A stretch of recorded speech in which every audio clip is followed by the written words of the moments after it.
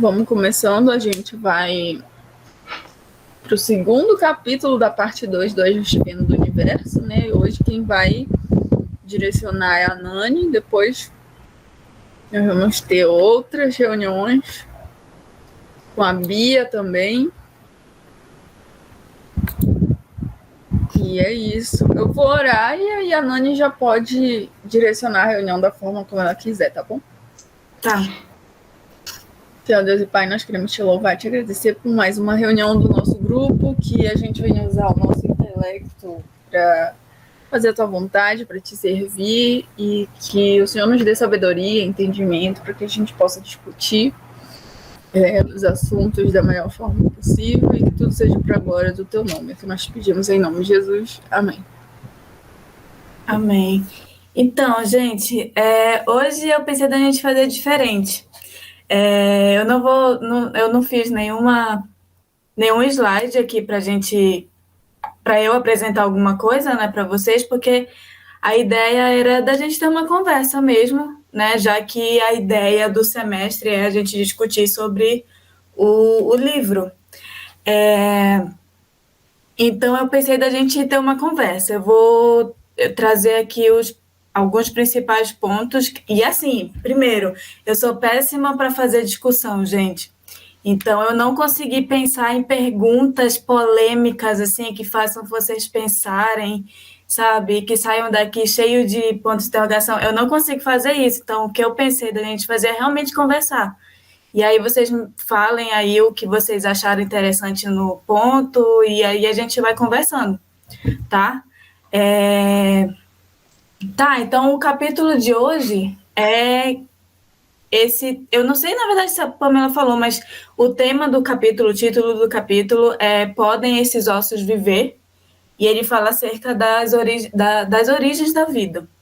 E aí eu achei bem interessante esse iniciozinho do livro, que eu não sei quem estava participando, eu acho que a maioria que estava participando do semestre que a gente falou sobre origens, que a gente seguiu meio que essa linha, né? Começando da origem ali do universo, das coisas lá físicas que só o Alexandre consegue entender. E aí que foi muito bem falado também lá pelo Matheus na primeira reunião. Eu não pude participar, mas eu vi pelo YouTube, tipo, foi muito bem revisado, digamos assim, né? E aí a questão de hoje é basicamente quando começa a vida, né? E aí uma das partes desse capítulo ele fala assim que desde lá o surgimento do universo, basicamente, né? Não vai com essas palavras que ele fala, mas desde lá o surgimento do universo, quando foram criadas, quando surgiram os elementos químicos e tudo mais, até a evolução, né? A evolução darwinista, no caso, tem uma lacuna ali que não, né? O pessoal não entende muito bem como que se deu isso até chegar nessa evolução, né? Porque eu não sei se vocês já pararam para pensar nisso, mas a evolução darwinista ela explica a evolução a partir de uma determinada fase, que é a fase biológica, né? Ela não explica o anterior a isso, né? Então, o que será que aconteceu desse momento que surgiu todas as coisas lá, as estrelas, os oxigênios e os hidrogênios, não sei de onde, até surgir o primeiro ser vivo, né? E aí, o primeiro ponto do capítulo é basicamente essa introduçãozinha que ele fala a respeito disso, que é algo que ele fala assim, que unindo coisas, né? Por exemplo, o processo evolutivo com o processo cósmico. Ele fala que seria uma coisa chamada biocentrismo, né? Que é falando da vida ali no centro de todas as coisas, né? Basicamente isso, tipo, o foco é a vida. E aí ele começa a pensar sobre o que é um ser vivo, o que é um organismo vivo. Né? Será que é um organismo que pode se autorregular, que pode se metabolizar ou algo do tipo? Né? Ele faz esses pensamentos assim. E aí ele fala assim uma parte que Se a vida se originou por um processo evolutivo a partir da matéria sem vida, essa é certamente a coroação e a instância mais incrível da teleologia em todo o universo, né? E isso já indo para um lado de existe um criador e as coisas foram encaminhadas por causa desse criador. Né? E aí, como eu falei, ele deixa claro que isso não pode ser explicado pela evolução darwinista, já que ela começa a partir de um ponto biológico, né? E que a evolução darwinista ela é basicamente um processo que depende dos recursos que já estavam disponíveis no ambiente. Né? Então, basicamente, esses recursos já existiam e a evolução darwinista se apropria disso para acontecer.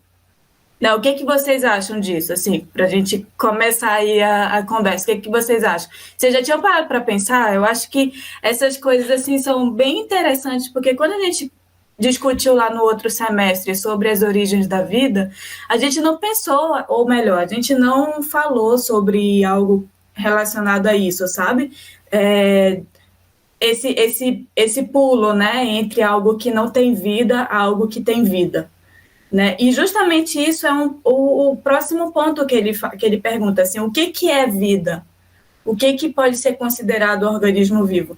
E quando ele falou sobre isso, eu até lembrei sobre quando pergunta assim para a gente, você acredita em vida extraterrestre? Quase não sai. Extraterrestre? Você acredita nisso? Mas o que é uma vida que pode existir fora do nosso planeta? Será que a gente está falando dos alienzinhos da cabeça grande, tipo um MIB homem de preto, né? Ou a gente está falando de, sei lá, uma bactériazinha, um micro-organismo que ninguém consegue enxergar, mas que é vivo? Enfim, vamos aí conversar, gente. Vamos falar aí, porque, né? O que vocês acharam desse primeiro ponto, assim, dessa questão de pensar na evolução como algo que é dependente dos recursos? Ele começa basicamente falando isso. Eu só vou colocar a minha função aqui de penetra no grupo é colocar gasolina e faísca, só para botar Põe a gasolina, né? É o que me falta, Alexandre. Eu sou muito pacificadora.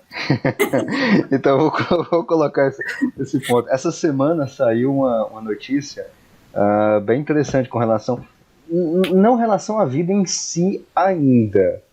Por que ainda? Porque a NASA ela tem um programa que é de pesquisa de exoplanetas. E essa semana ela atingiu a marca. Na realidade eu estava olhando ontem, o site não está entrando aqui agora. Depois eu coloco até o link no chat aqui, que não está entrando, acho que é meu computador. Eles atingiram a marca de mais de 5.000 planetas ou exoplanetas confirmados. Assim, está confirmado que realmente existe. E desses tantos 5.000 planetas, tem uma quantidade muito grande. A última contagem que eu vi estava em quase 200 planetas parecidos com a Terra. Tem mais ou menos a mesma composição, mais ou menos a mesma densidade, pode ter mais ou menos a mesma atmosfera. E o raio de pesquisa disso, ou seja, o raio que eu digo é de distância que está da gente, é bem ali. A nível astronômico é bem ali. Tudo dentro da nossa galáxia. Então, assim, e isso é só numa determinada região, porque tem as pesquisas que são feitas, tem diversos métodos para achar exoplanetas. Então, eles acharam, assim, só numa regiãozinha, assim, eles acharam mais de 200. Aí apontou para o outro lado, já achou mais uma pancada. Aí, somando tudo isso, essa semana já passou de 5.000 planetas. Num raio, eu vou arredondar o raio aí, jogando alto, 1.000 anos-luz de distância. Cara, 1.000 anos-luz de distância é bem ali, dentro da nossa galáxia. Né? E assim, a quantidade está aumentando. Agora tem o James Webb, que foi lançado no final do ano passado, e esse ano já vai começar. Aliás, já funcionou, ele já está funcionando bem, já começou a tirar foto, e ele vai fazer, não é a função dele, mas ele vai também fazer pesquisa de exoplanetas. E assim, o risco de achar planetas do tipo Terra, igual à Terra mesmo, vamos colocar assim, bem igual, tipo Terra 2.0 que o pessoal fala, é muito grande agora, porque esses outros planetas, a grande maioria, são planetas muito grandes, gasosos e tudo mais. Bom, mas o que é que eu quero dizer com tudo isso? A gente está achando muito exoplaneta perto de nós. A gente tem planeta parecido com a Terra aqui perto, a menos de 10 anos-luz de distância. E esse a nível astronômico é aqui do lado da minha casa, praticamente. É pertinho. Então, assim, a gente está achando. E não tem vida, assim, nem microbiana aqui perto, porque a gente está para encontrar vida microbiana no sistema solar. Talvez até encontre aqui nas luas na Europa, Encélado, ali de Júpiter e Encélado de Saturno. Então, tá aqui perto. Então, esse negócio de vida mesmo, de ter vida, parece que a gente não encontrou ainda, mas a hora que começar a encontrar, ou confirmar a primeira vida fora da Terra, mesmo que seja fóssil em Marte ou qualquer outro lugar, eu acredito, por fé e tudo mais, que vai ser um negócio muito comum. A vida espalhada aqui perto da gente. Eu tô falando assim, raio aqui, vizinhança nossa, sistema solar. Tô nem falando de galáxia, porque de galáxia aí a coisa flui demais. Aí já tem biomas de preto, né? Pois é, aí vai ter. E a nossa fé vai mudar no meio disso? Como é que fica? Entendeu? Eu achei engraçado a Alexandre falando aí tudinho, e aí de repente, não, porque a gente tá para encontrar vida, já tá pressentindo aí. Não, eu tô falando a gente, nós da nossa geração, coisa assim. Vamos aí para encontrar. Eu vou Sim, chutar aí 20 anos, você acha, tranquilamente. O Alexandre, ele vai aparecer na reportagem do ET Bilu. Eu já sabia. Daqui a pouco a área 51 tá batendo na porta dele, gente. Cuidado. Pois é. Sim, e aí, quando ele fala sobre essa questão da vida no capítulo, ele discute exatamente o que seria essa vida. Né? Seria algo que metaboliza só? Mas aí a gente estaria limitando a somente alguns organismos que conseguem produzir seu próprio alimento, digamos. Uhum. Né? Ou então seria algo que só se reproduz, né? Aí já teria algumas questões, alguns animais que não conseguem se reproduzir, mas que estão vivos, né? Alguns animais estéreis, por exemplo. Ele dá o exemplo da égua, se eu não me engano. Mula. Não, da égua não. Mula. Da mula, isso. Desculpa. E aí ele dá exemplo de bichos que não conseguem se reproduzir, mas que estão vivos. São híbridos, né? Isso, né? E que acabam se tornando estéreis por causa disso. Isso é interessante até porque, por exemplo, na biologia, a gente tem vários conceitos de espécie, né? E um dos conceitos de espécie é o conceito biológico, que fala sobre reprodução, né? Então, aí tem toda uma polêmica aí que eu não pretendo trazer para cá agora, porque não faz sentido, mas existe essa questão que limita, sabe? Nesse caso, limita o que seria a vida, né? Nessa discussão da biologia, limita o que seria uma espécie, mas que, no fundo, acaba levando para a mesma polêmica, né? E aí ele fala assim, que ele fala no capítulo que basicamente essas coisas que a gente poderia pensar como vida são caracterizações fenomenológicas, que são fenômenos da vida que a gente tenta atribuir a um determinado indivíduo lá para dizer que ele está vivo, sabe? Então, né, tem várias limitações. Ele também fala sobre um sistema autopoético, que seria uma entidade que é definida por um processo interno de automanutenção e autogeração, né? Mas, basicamente, gente, nesse momento assim, do capítulo, ele falou uma coisa muito interessante, que faz a gente pensar um pouquinho nisso tudo que o Alexandre estava dizendo, sobre encontrar vida em outros planetas e tudo mais, é que o que será que teria acontecido se os elementos químicos não estivessem disponíveis? Será que se as constantes fundamentais do universo tivessem sido diferentes, aí a gente já leva para a conversa que vocês tiveram na última reunião, será que se tivesse sido diferente, esses elementos não teriam surgido e teria surgido vida assim mesmo? Comentem. Igual prova, né? Justifique sua resposta. O que vocês... Uma das coisas que eu ia comentar na questão que você falou anteriormente, né, é que, assim, às vezes a gente faz muita confusão sobre a questão da teoria da evolução de Darwin, assim, porque a gente não conhece. Então, quando você perguntou, como que isso... Vamos lá, deixa eu formular direito, a voltar no que você tinha perguntado. Minha cabeça hoje tá meio ruim, gente, desculpa. Mas essa questão das implicações, porque assim, a teoria da evolução de Darwin só é possível devido a essas condições anteriores para começar a vida e depois a vida evoluir segundo Darwin, né? Então, às vezes a gente faz umas confusões por não saber as coisas e isso abriu a minha cabeça, assim, porque realmente a evolução segundo Darwin, ela explica uma parte, ela não explica tudo. E muitas das vezes a briga entre a teoria da evolução e o que a gente acredita, que as pessoas fazem brigar, né, essas coisas assim, tá mais relacionada a não conhecer do que realmente tá batendo uma coisa com a outra, né? Porque, assim, eu preciso dessas constantes aí bem ajustadas para ter a condição favorável para ter vida e, a partir de ter vida, começar a evolução. Então, tem um caminho que deve ser seguido que a gente, às vezes, não conhece e passa despercebido e a gente acaba vendo uma discordância entre um e outro por não conhecer, né? E, às vezes, e muitas das vezes isso não é falado para a gente, né? Acho que esse é o ponto, não é falado para a gente. É só uma coisa que eu ia comentar. Eu acho que esse ponto é uma das coisas que ele mais deixa claro, assim, nesse capítulo, sabe?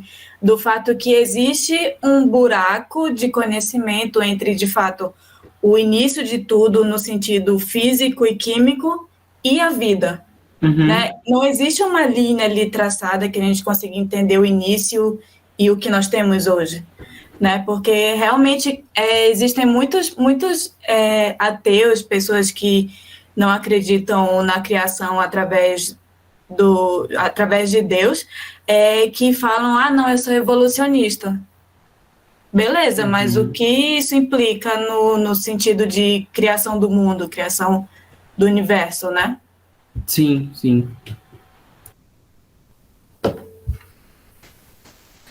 E eu acho engraçado porque a gente não tem essa noção de como é possível vida com outros tipos de elemento. E tudo que a gente conhece de vida é a base de carbono. Então, se essas configurações não estivessem setadas, seria possível a gente ter outros tipos, outros formatos de vida? Eu não sei, eu reconheço as minhas limitações em dizer que eu acredito que não. Eu não consigo imaginar vida fora do carbono. Mas será? Será que não é só limitação nossa? Foi setado dessa maneira. A configuração podia ser diferente? Talvez. Eu também, Pamela. Eu sou total. Eu acho que seria bastante interessante, assim, pensar numa vida à base de outro elemento químico. Acho que seria e vocês da química, o que vocês falam sobre isso, assim? Porque eu não entendo muito desse negócio de elemento, né? Eu conheço carbono, hidrogênio, oxigênio. No máximo nitrogênio, porque tem aminoácido. Exato. E a gente põe lá o tecido do laboratório no nitrogênio, né? Então... Isso. Assim, essa área não é uma área que eu conheço muito, mas basicamente, se você olhar na família da tabela periódica do carbono, todos aqueles da mesma família do carbono seriam elementos eletivos para ter vida à base deles, porque eles teriam propriedades semelhantes. Mas aí entra outras condições que devem ser levadas em consideração que eu desconheço. Até aí eu vou, depois disso eu acho que não vou não. Porque tem uma discussão, né? Igual tem uma série na Netflix que chama Another Life, que tem uma bactéria, não posso dar spoiler, né? Ai, meu Deus, não posso dar spoiler. Pode? Não, é porque tem uma parte que... Não, gente, é porque tem uma parte que eles entram no exoplaneta, é uma série bem futurista, então eles têm uma viagem no tempo, não, viagem na velocidade da luz e tal, é mó legal, eu achei a série fantástica, tem 2 temporadas só, depois vocês assistem, eu vou pagando. Mas aqui, não tô ganhando nada pra isso. Mas aqui, eles descem lá no exoplaneta e eles ficam contaminados com uma bactéria. Só que eles não conseguem identificar que era uma bactéria porque a bactéria não era a base de carbono, a vida da bactéria era a base de boro.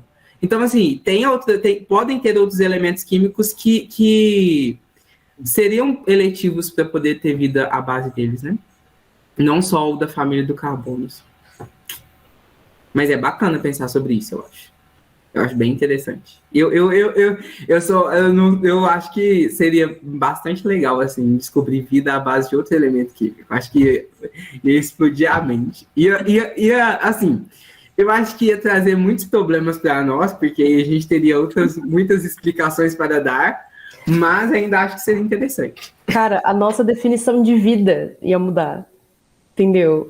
Porque é isso que a gente estava discutindo. A gente falou, o que é vida, tal. O estado de vida que a gente conhece hoje é a base de carbono. Quando você vai olhar, por exemplo, material genético, DNA, RNA, precisa de carbono, entendeu? Então, como que você vai descobrir que aquilo lá é um ser vivo? Quais outras características você vai olhar para determinar se aquilo é vivo ou não? E isso cai na discussão, por exemplo, de vírus. Vírus são seres vivos ou não? Entendeu? São definições assim muito finas, assim, que são linhas muito tênues para você cruzar. Então, acho que assim, se a gente descobrir vida com base em outro tipo de elemento, a gente vai levar um tempo para descobrir que é a vida. Até a gente assimilar. É doido. Mas eu não tenho tanto otimismo do Alexandre, não. Eu acho que vida fora do planeta é fácil para de encontrar. Até para encontrar, não tá? Mas acho que vida inteligente, eu acho que a gente não vai encontrar. É porque eu tô para encontrar do Alexandre, é tipo assim, 14 bilhões de anos, é bem aqui. Esse que é assim que ele conta o tempo. Ele conta em bilhões de anos, Luna. 50 mil anos. A Rosana quer falar. Pode falar, Rosana. Olá, gente. Boa tarde. Boa tarde. Então, eu lembro que, entrando na discussão, assim, que quando eu descobri que existe respiração anaeróbia, aquilo ali para mim foi, gente, como assim não usa oxigênio para respirar? Então, assim, considerando isso, que isso é possível, assim, uma via, tem outras, acho que tem enxofre também, né? Nossa, tem tanto tempo que eu terminei faculdade. Por favor, me perdoe. Então, assim, eu não descredito, como o Matheus aí falou, que possa haver uma base de vida com outros elementos.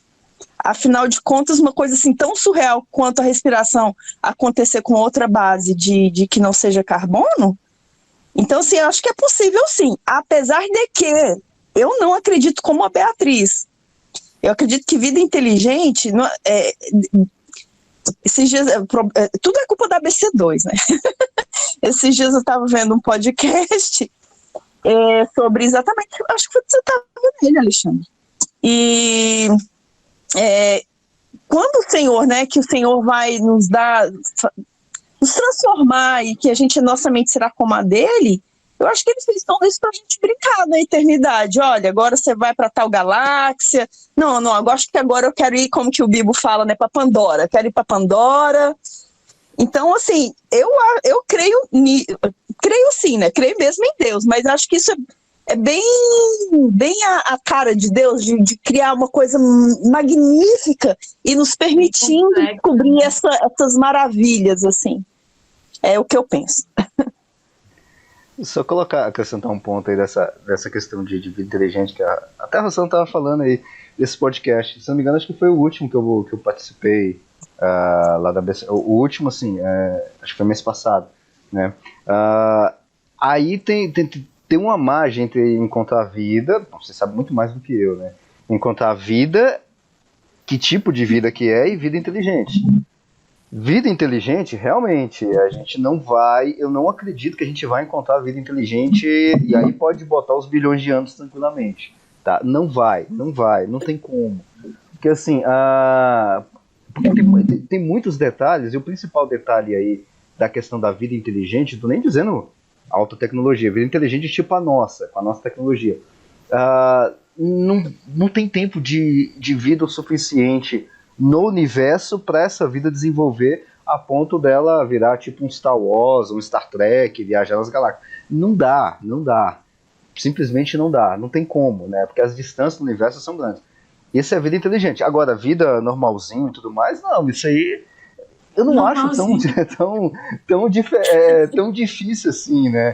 Tipo, igual eu tava tentando lembrar agora, tem um tipo de, eu não sei se é um filo, um gênero, dos extremófilos, que são as bactérias e tudo mais que vivem em temperaturas altíssimas, em pressões altíssimas no fundo, perto de vulcões oceânicos, lá no fundo, e tem lá os bichinhos vivendo numa boa, tranquilamente. Esse tipo de vida, tipo que eu digo, nesses extremos, acredito que seja até mais factível de encontrar, mas só. E isso a gente vai encontrar aqui perto, aqui perto que eu estou falando é perto dentro do sistema solar, não é nem perto em questão de galáxia, não. Aqui no nosso sistema solar é bem mais fácil de encontrar isso. Por exemplo, a gente tem uma lua completamente, tem a camadinha de gelo, várias rachadas, e dentro só tem água, muita água, tem já encontrado material orgânico lá também, né? Então assim, para encontrar peixinho lá dentro é só furar e entrar na água. Assim, tem vida aqui perto da gente, entendeu? Mas assim, essa vidinha pequenininha, tá? Nada mais do que isso, não.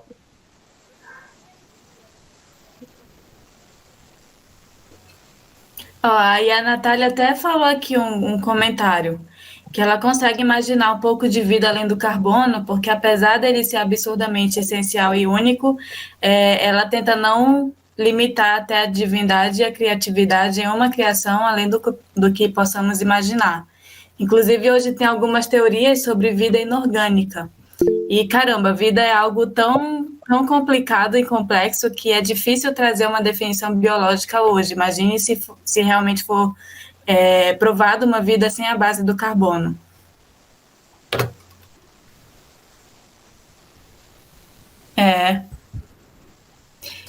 E aí... fala aí, pô. Não, eu ia comentar que vocês falaram tanta coisa que aí eu ia comentar que eu não sei mais nem o que eu ia comentar. Então, tem que ficar anotando. Vai do início. Pode ir, que se eu lembrar. Tá, então, daí eu vou pular para o último ponto assim, do capítulo, que segue essa linha do que a gente já tem conversado, né? Que foca nas origens da vida na Terra mesmo. Daí ele fala assim, essa grande pergunta do capítulo, como a gente chega ao ponto de um ser vivo ter a capacidade de metabolizar e a capacidade de passar pela evolução darwiniana, né? É exatamente isso que a gente estava comentando, né? Desde lá o princípio de todas as coisas até o que nós temos de início da vida, assim, do tipo bactériazinhas, indo até o que a gente tem hoje, né? Que é o que está no topo dos ramos aí de cada espécie, né? E aí ele fala da seleção natural também, que não está claro que a seleção natural tenha levado a um resultado melhor ou necessário. Isso falando em termos de bioquímica, né? Não tem como ter errado e acertado várias vezes até ter dado certo, sabe? Não está muito claro que isso poderia ter acontecido, né? Daí ele fala também em relação ao ajuste fino, o ajuste fino, né? Obviamente é o título do livro, e ele fala sobre isso em relação às origens da vida na Terra. Ele diz assim, que o processo evolutivo requer que certos elementos do universo possuam certas propriedades para que esses processos funcionem. Então, para que a gente tenha a evolução funcionando, aqueles processos lá do início também tiveram que ter um processo perfeito, no sentido de tudo ter sido encaixado perfeitamente até chegar ao que nós temos hoje, né? Que é basicamente o que nós temos discutido aqui, a questão do ajuste fino. E aí ele continua dizendo assim, que embora possa ser argumentado que a natureza cria o seu próprio ajuste fino, e aí a gente teria que considerar então os erros e acertos, né? Isso só pode ser feito apenas se os constituintes primordiais do universo sejam tais situações que o processo evolutivo possa ser iniciado, né? Ele continua falando das mesmas coisas para cair no mesmo ponto. O processo evolutivo, para ele ser iniciado, ele precisa de elementos que já existiam no ambiente. Né? Não tem como desassociar as duas coisas, porque não tem como iniciar uma sem os elementos. Né?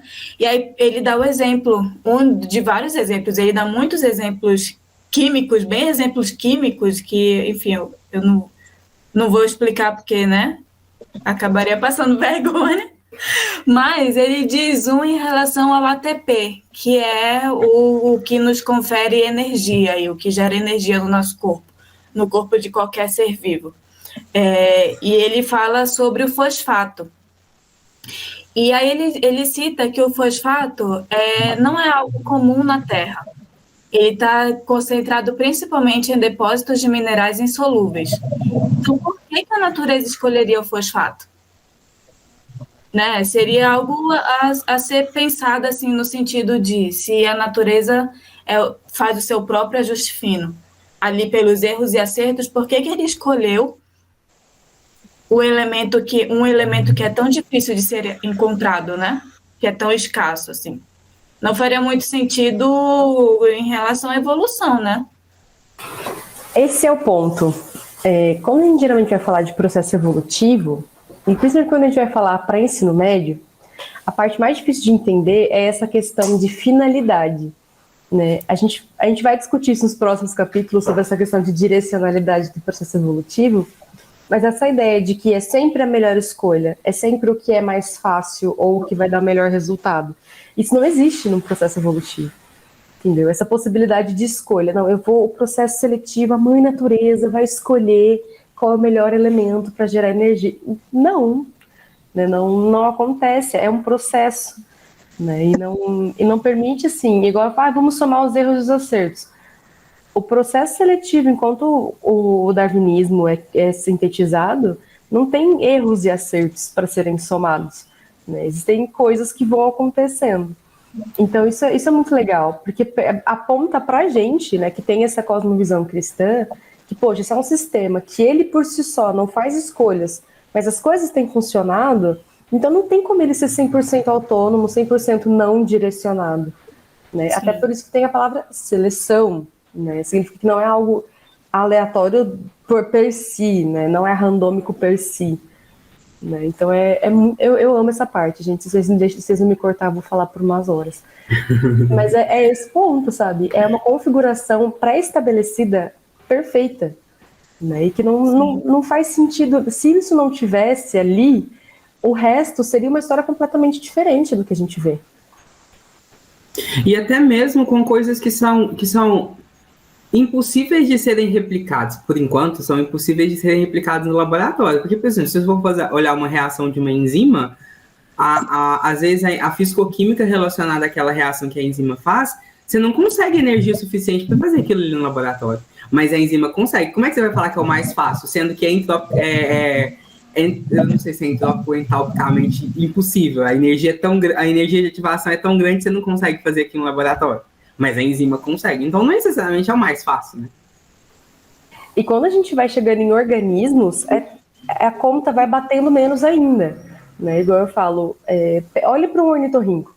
Que sentido faz um bicho nadar, ter pelagem, botar ovo, mas amamentar? A estratégia de reprodução não bate com o jeito que o bicho nasce, sabe? É um negócio assim. Parece que o mais difícil foi feito ali, entendeu? Não é o mais simples, não é o melhor, não é o mais eficiente. Né? Até os bichos mais comuns, digamos assim, tipo a girafa. Pra que tem aquele pescoço enorme? Tem aquele como poste, chega né? até lá em cima, né? O que é mais provável de existir? Um cavalo que tem chifre ou um cavalo com pescoço de 3 metros de altura? Então, sabe? É muito engraçado essas coisas, gente. Eu me divirto com horrores. e aí ele fala em relação a isso, né? Inclusive, a pergunta final, digamos assim, que ele meio que fecha o capítulo falando, é em relação a isso. Quais conclusões podem ser inferidas da noção do ajuste fino biológico? Né? O que a gente pode pensar em relação ao ajuste fino levado à vida? Porque basicamente, quando a gente pensa em todas essas coisas, quando a gente parar para pensar nessas coisas, é como se tudo fosse projetado perfeitamente para que existisse o que nós temos hoje. Né? Como isso é explicado de uma forma em erros e acertos, por exemplo, né? Como a Bia estava falando e o Matheus também. Né? É algo que precisa ter, eu acho que precisa ter mais fé para entender isso do que, né, aceitar que aí tem um criador, né, que pensou nisso tudo. E, enfim, o final do capítulo ele fala sobre isso. Afinal, as propriedades fundamentais dos elementos químicos que são explorados, que estão disponíveis, não foram criadas por processos biológicos, né, como a gente falou aqui durante a reunião, e eles precisam ser as vias metabólicas que tornem possível o processo evolutivo acontecer. Eles é o que fazem algo que dá um start, né? Eles que são o que precisa para acontecer. Né? Então, por exemplo, para você ter água, você precisa dos elementos. Para você ter qualquer outra coisa que a gente possua hoje, um plástico que seja, qualquer coisa do tipo, você precisa dos elementos para formar aquilo. Né? Então, como fazer isso ser possível sem esses elementos? Né? Como pensar na vida sem o que foi feito antes? E aí ele termina falando isso: está além de qualquer dúvida razoável que as origens da vida dependem das constantes fundamentais do universo, que é quando a gente pensa novamente naquilo que foi falado na reunião anterior, que foi conversado, em relação a toda essa questão do ajuste fino sendo completamente e perfeitamente pensado para chegar e nós temos o que nós temos hoje, né?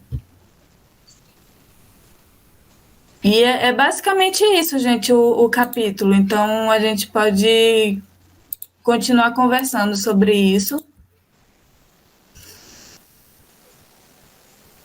Lembrou, Pamela, o que tu ia falar? Pode falar aí todos os pontos agora. Tem que ficar com um bloquinho, porque vocês falam muita coisa e vai surgindo. Não, mas aí tem uma frase, inclusive, que ele coloca aí, né, num das últimas páginas, que é: a evolução é mais esperta do que você. Aí eu lembrei, eu acho que em um artigo do Paul Kinghorn, não sei, é do Paul Trigg, que ele fala da beleza de Deus ter criado um universo que cria a si mesmo. Então, é meio que por aí, né? Porque quando a gente geralmente vai falar de evolução, né, falta muitas vezes, principalmente assim no meio cristão, essa noção do que a gente está falando quando a gente fala em evolução, do que é vida, né? E essas questões, né, de entender que é muito bonita essa ideia de um universo que ele é frutífero, que ele cria a si mesmo, não é simplesmente uma coisa estática, né? Deus, enfim, que Deus poderia ter feito, mas Deus criou mecanismos que vão frutificando, vão florescendo, vão criando outros.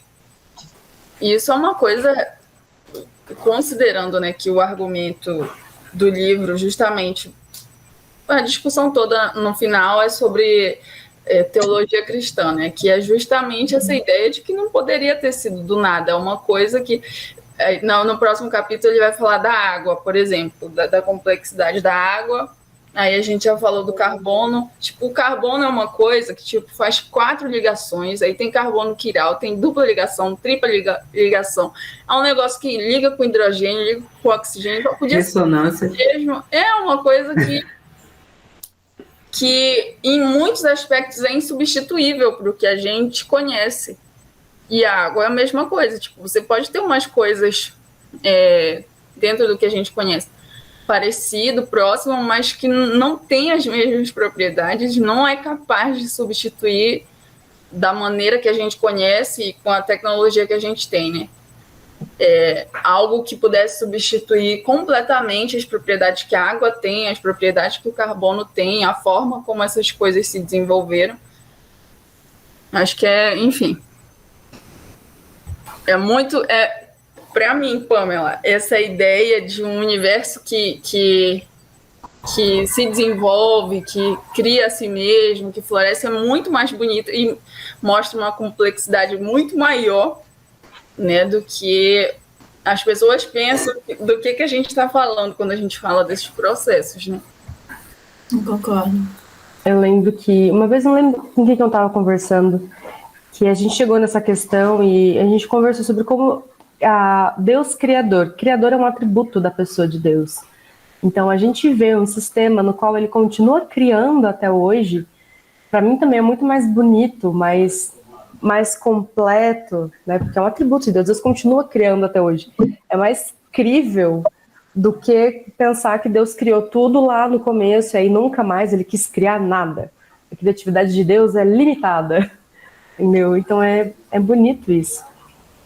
E ver como, acho que estava no livro também, como essa questão de ajuste fino, ela é muito bem aceita dentro da biologia. Né? Inclusive a gente usa essa expressão para falar de regulação gênica e de tantas outras coisas. Então a gente acredita que as coisas estão ajustadas de uma maneira boa, né? De uma maneira que funciona. Isso é muito legal.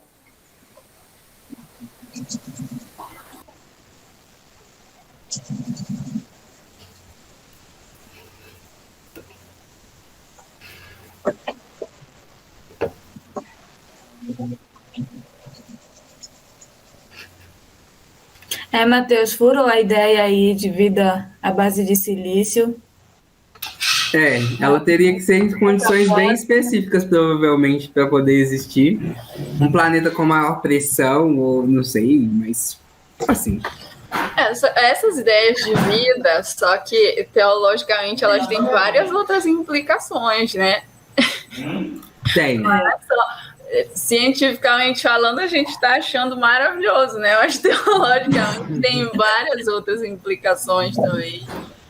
Porque para a gente que é cristão, a gente traz a discussão também, né, da alma, do espírito, né? Por enquanto a gente está só na discussão física, né? O que é vida? Reproduz? Não, e tal. Aí encontra uma vida baseada em outros tipos de elementos, e aí se aquilo ali tem alma, tem espírito, tem consciência, tem... Não quero nem pensar. Eu tenho que ser uma reunião só para isso. E tem implicações muito importantes, né? Porque se você for pensar assim, também seria criação de Deus, né? Então, também teria a questão do mandato cultural de cuidar desses seres vivos, assim, e tal. Tem, implicações muito importantes. Não. Pensa se eles forem sencientes e a gente tiver que discutir sobre alma e salvação. Pois é. Pois é. Aí fica a pergunta, Jesus morreu por eles também?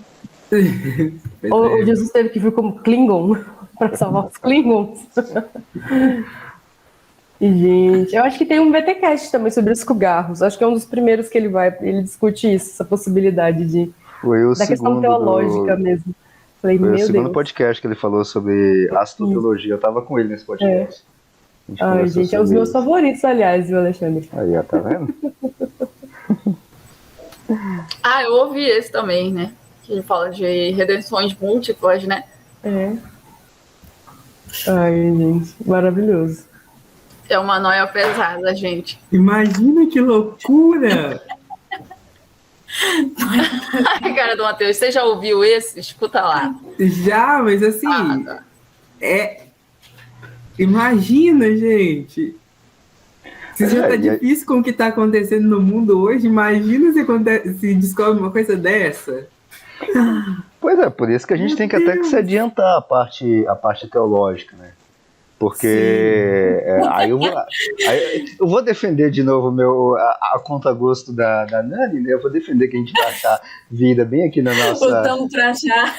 A gente tá pra achar vida aqui, Porque, assim, depois que achar vida aqui no nosso quintal, cara, vida no universo vai ser uma coisa comum. E aí é vidinha lá, os bichinhos pequenininhos.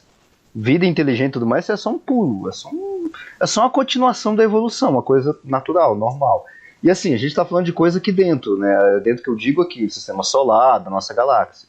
Só de galáxias espalhadas. E a nossa galáxia não é nenhuma das maiores do universo, né? A Andrômeda, que é a mais perto aqui, é maior do que a nossa. Então a gente tem aí cerca de 2 trilhões de galáxias. Cara, se você jogar qualquer número de planetas com vida, mesmo que seja um planeta com vida inteligente em cada uma dessas galáxias, já dá assim, tá, e aí? E a teologia fica como no meio disso?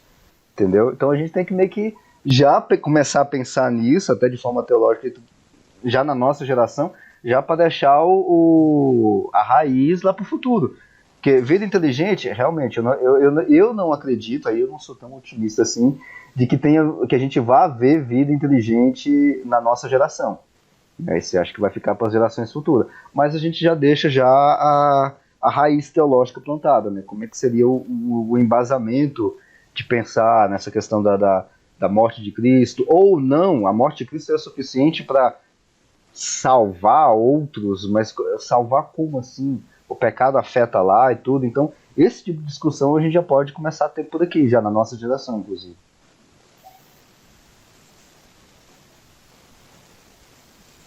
Caramba, e a gente deixa numa cápsula tudo que a gente produziu teologicamente numa cápsula, numa cidade subterrânea.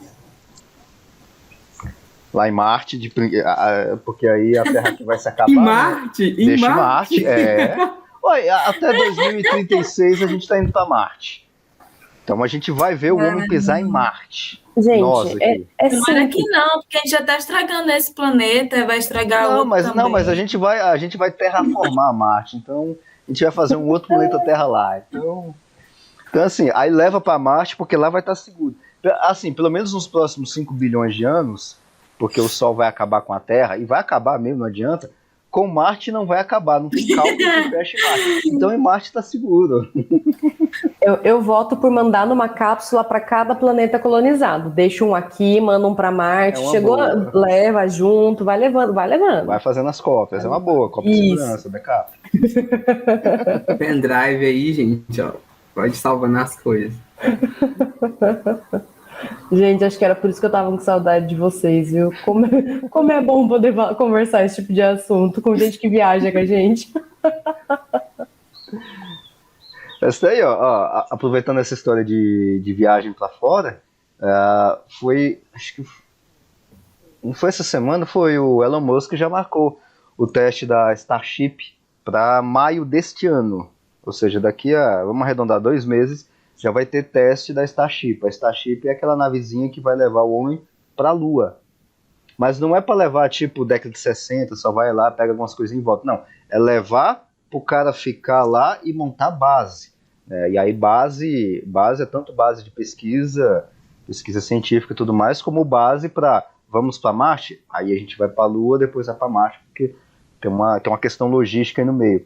E já tem empresas que fazem hotelaria espacial, né? Os caras fazem hotéis aqui em órbita baixa e tudo, e eles já estão com planejamento, já tem plano de negócio e tudo para fazer hotel na Lua. Então assim, a gente pega um final de semana e vai para um hotel, vai viajar e tudo mais, você pega um final de semana, sábado e domingo você fica na Lua. E é perto, assim, dá para ir e voltar no final de semana tranquilo. Tá? Então já tá tendo a Lua. E assim, ida para a Lua não é nem tão... daqui uma década ou 2, não. Até, se der tudo certo, 2026. Ou seja, na próxima Copa do Mundo, talvez a gente vai assistir Copa do Mundo e chegada do homem à Lua, de novo. Então... a gente vai ter que dividir a TV em 2. Uns R$500 podia ser uns R$500 a passagem. E vai, porque assim. Reais, né? Não dólares. Não é nem dólares, gente, são reais. Desvalorizado totalmente, né? Acho que podia ser uns R$ 500, eu de lá, passo fim de semana, volto, entendeu? Só pra você ver, essa questão da aeroespacial, o começo de turismo espacial. Porque tem a Virgin Galactic, por exemplo, é uma empresa dessas que faz, vamos dizer assim, táxi Uber da Terra até o espaço. Por exemplo, a estação espacial. A estação espacial, por exemplo, quando ela acabar, ela tá, acho que tem menos de 10 anos, daí o pessoal vai aposentar ela, os caras já estão querendo transformar ela em hotel. Ela está a 400 km de altura. A Virgin Galactic, ela faz esse tipo de táxi aéreo ou aeroespacial. Quando ela começou, só quem pagava era na base de $1 milhão. Eu lembro, tô puxando de memória. Teve um cara que foi um dos primeiros que fez esse tipo de viagem, pessoa civil, normal. Eu vou fazer uma viagemzinha só para ver como é que é, suborbital, lá na Virgin Galactic. Foi mais de $1 milhão, na época, que já tem bastante tempo. Hoje, data de hoje, 2022, a Virgin Galactic ainda está fazendo esse tipo de coisa e o preço já caiu, ainda está muito salgado, mas já caiu para casa de 100 mil e está abaixo de $100 mil. Então, assim, é uma questão de tempo até ir pegando o comércio e tudo mais, né? Até chegar ao ponto da gente ter preços mais baixos, mas isso aí vai demorar bastante, mas assim, de ter... É igual no caso dos aviões, eu não sei se vocês lembram, talvez vocês eram muito pequenos nessa época, década de 90 ainda, início dos anos 2000, viajar de avião, nossa, era caríssimo. Dependendo para onde você vá, hoje é mais barato você ir de avião, não estou nem falando de tempo, é preço mesmo, é mais barato você ir de avião do que você ir de ônibus, por exemplo. Então, demorou 20 anos, vai demorar um tempinho aí até chegar aos R$ 500 da passagem para a Lua. Vai chegar? Não sei, talvez. Mas a gente tem que esperar, né? Tem que rolar tempo.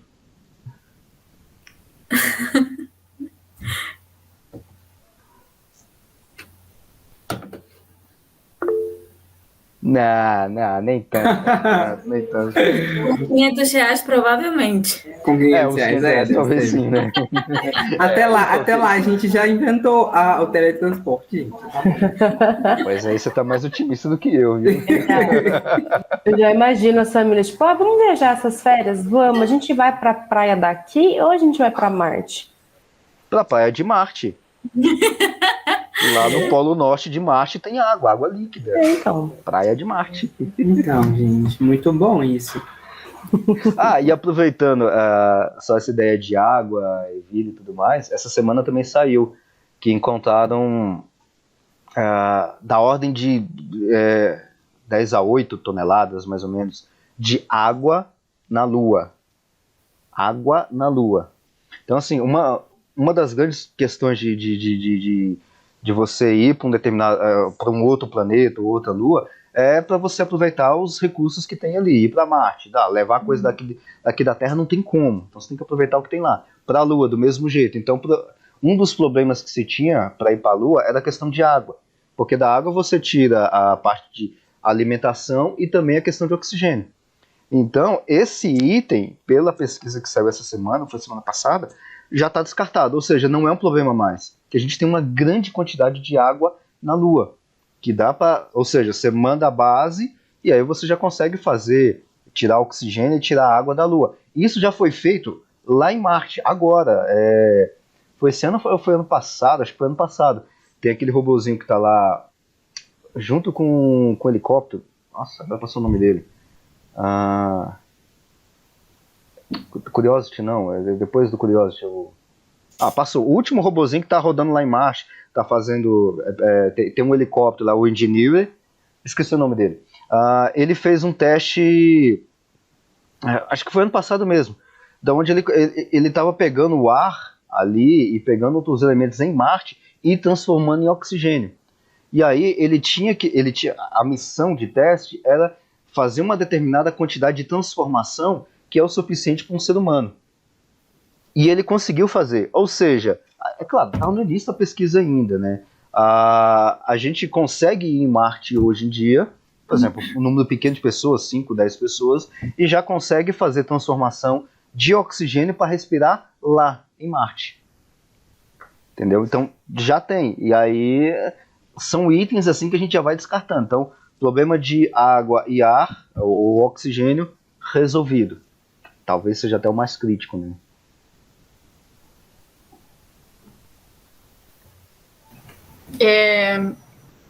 Eu só ia comentar, não sei se vocês ainda vão comentar alguma coisa, mas aí eu vou ter que sair, aí eu queria fazer duas coisas, bater o print de quem puder ligar a câmera e comentar que o próximo capítulo, que é o da água, a gente já fez uma reunião que está no YouTube. Então, a gente não colocou no cronograma, porque esse capítulo da água já foi comentado várias vezes, né? Então, se eu não me engano, tem 2 capítulos no livro que a gente não vai comentar, porque a gente já conversou. E aí, esses 2 capítulos estão lá no YouTube, vou mandar no grupo, pessoal, quem quiser ler o capítulo e assistir o vídeo. E a gente vai seguir o livro, né, até o final, e de acordo com o cronograma que está lá. Se eu não me engano, na próxima reunião já é com a Bia, né? E a Bia vai continuar falando de evolução aí pra gente. Show. É isso. Deixa eu ligar minha câmera aqui pra gente bater o print.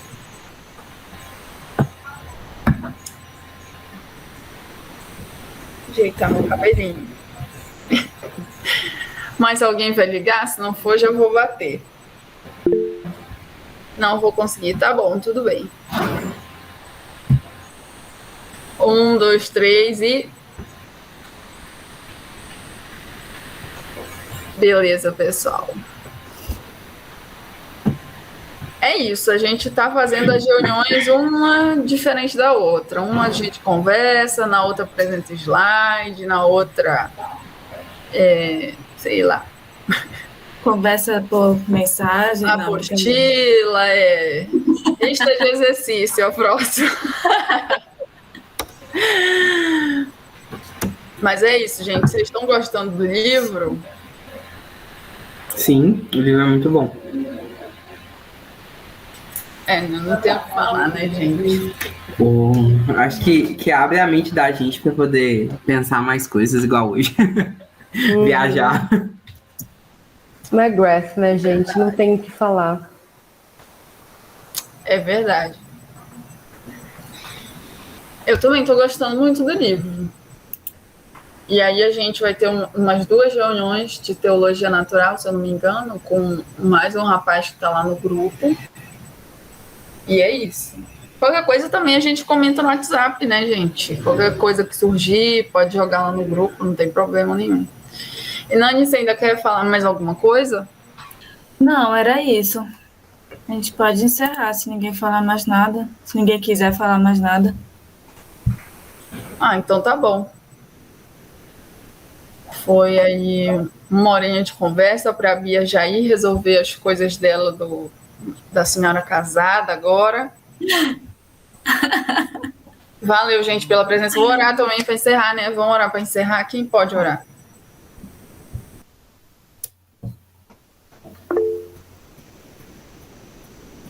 Eu me senti forçada a não falar nada.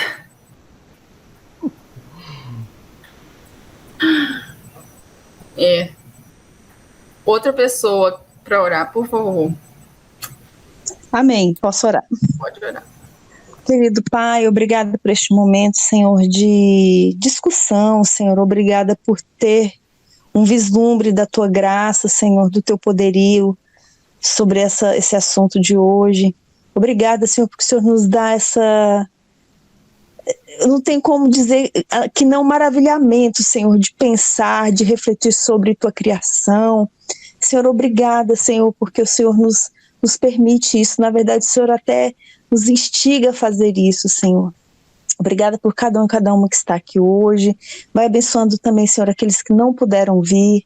E vai abençoando também, Senhor, a próxima palestrante, Senhor, que ela também possa nos trazer, Senhor, essa palavra de maravilhamento, Senhor, pensando sobre Tua criação. É o que te pedimos, te agradecemos, em nome de Jesus. Amém. Amém.